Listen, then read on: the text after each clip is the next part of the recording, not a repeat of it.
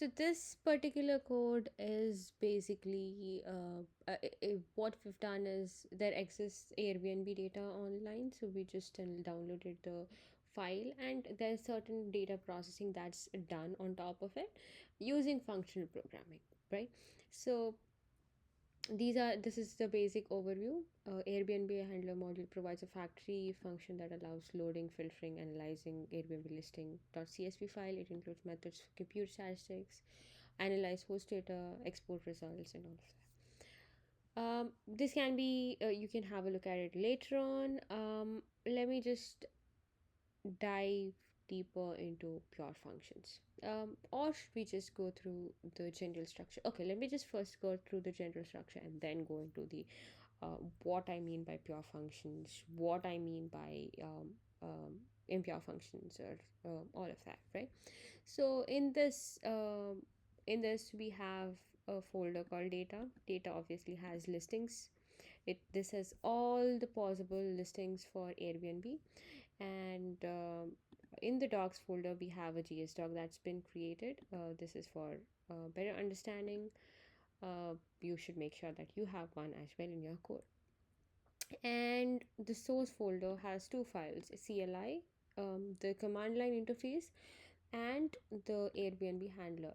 This is the major module that handles the processing part, and CLI part is the command line interface that will help you interact with the with the processing, like with the user, right? If I just run this code, let me I've already run it earlier. Let me clear it up and um, try to run it. So here, but you see, you might ask why is there a parameter pass, argument pass, right? So we want to make sure that we do not hard code a particular file. We do not just want listing.csv. The user should be able to give any other path, and then the program should pick it dynamically, right? So which is why there's this particular argument that's given. So if I enter, so this is the interface. Welcome to Airbnb data processor, and then you have various options that we have that we can do. Now first let's see how is that argument being used, or how is the CSV file being picked up. Let's just have a brief look at it. So the function starts at main, right? Everybody knows this. If you see here, there's this CSV file path process.argv. So what it does is it'll just pick the argument that is passed. If you see this particular path, and it stores in CSV file. If you do not have a path, then it will say that hey, you need to provide a path, and it will exit, and then you have to run the code again, run the node command again. Now next we have Airbnb handler.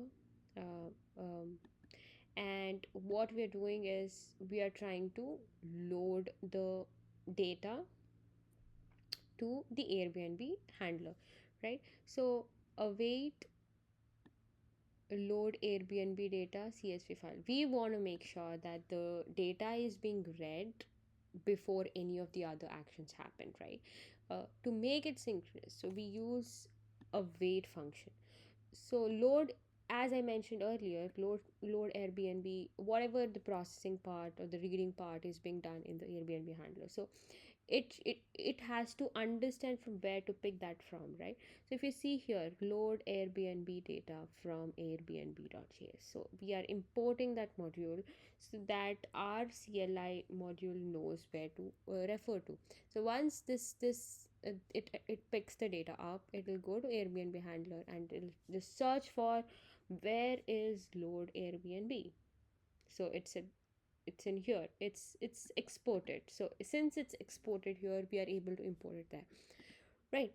So export async function, blah blah, and what it does is it'll you're passing CSV. Now there are certain things within the CSV file, right? If I just open the CSV file, there's a lot of things.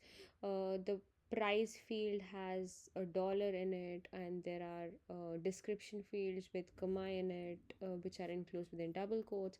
So we want to make sure that we parse it properly, right? So in order to do that, we are creating a parse listing object, which will call parse CSV. So parse CSV should be in here, right? It's again a function. A function is calling another function. Return new, it's returning a promise, right? So it'll check, create resume, it'll check for, it'll convert it to it'll understand that it is a CSV file, and then based on that data, it'll convert price to a number after replacing any other characters like dollars or symbols or any other symbols, right? So it'll remove that into nothing, it'll replace that value and then convert that particular value into a number and store it in price. And that price is that price is stored in our price, right? And the result is being pushed. This here there's certain modification that's being done with the data, but then obviously we would want to do it because we need to ensure that the results are correct, right? I said immutability, it does not necessarily mean that you can do it everywhere, but this kind of, yes, kind of satisfies it, but that's pretty much it. In the real world we cannot do it 100%, at least not in my opinion. Maybe somebody can do it, like really great people who are very knowledgeable, but I was not able to achieve it. So I've used CSV parser to do this, um, and that's pretty much it. At this point a promise is being written, and it'll pick here, and then if at all there's some issue with that, and it'll throw error. So once that's done, once the parse listing is once this function is completed, it'll return create Airbnb handler, excuse me, handler parse listing. So it'll again return create Airbnb handler, right? So if you see, create Airbnb handler is this function. Likewise, you see in function programming, you see a function calling another function, a function returning function, a function, I mean, returning a handler that is chained. All of this is quite common. This is how you're supposed to do things. That's the core understanding of it, right? So once you've done that, what happens is, your code, your data is being read through to Airbnb handler.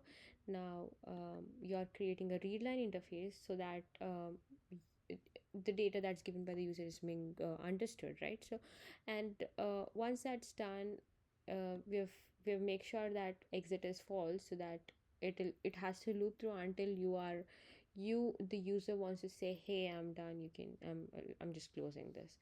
So right, when there's an exit, only then your exit has to be requested, otherwise it's set to false, it'll loop through that while loop, right? And now the choice again, you have to wait for the user to respond. So again, await ask question. Again, this is a readline thing that we imported, right? So using that, ask question, enter your choice. Oh, this is supposed to be 6, I'm sorry. Let me save it. Okay, so you're trimming the choice, make sure that there is no spaces and all of that. And then if the choice is 1, if at all if you want to filter the listings, let me just run it here. If I want to filter minimum price, it'll ask for you, it'll go to into this minimum price, maximum price, and all of that.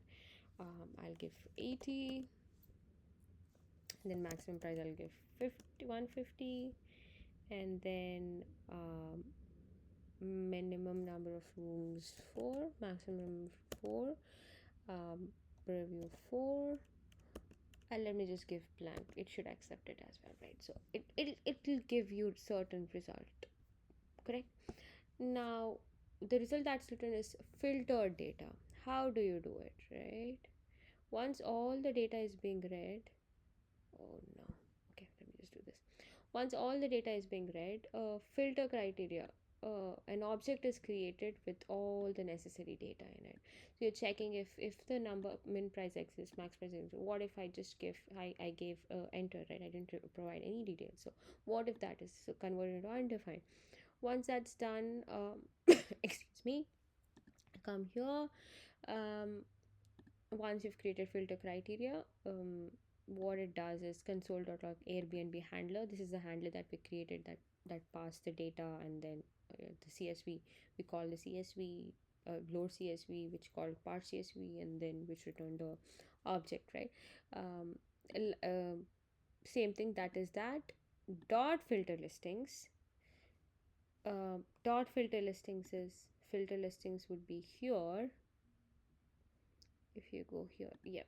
So there's a function called filter listings within create Airbnb data handler, right? So within that function there is another function, so which is why you're able to do Airbnb handler, which is of type function create Airbnb handler dot filter listings, which is the function within the filter Airbnb handler, create Airbnb handler dot get listings, which is again another function. So how do you achieve this? Is something, this is called as method chaining, which since you're able to chain multiple methods, and how do you achieve this, right?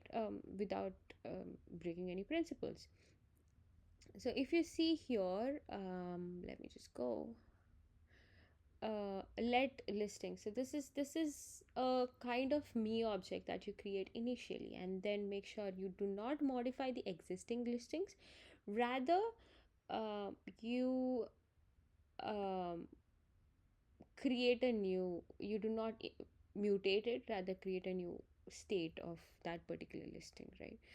So you are filtering the listing and availability, I mean, all of that. Like if you come here, filter listings at certain things, you're just filtering it out.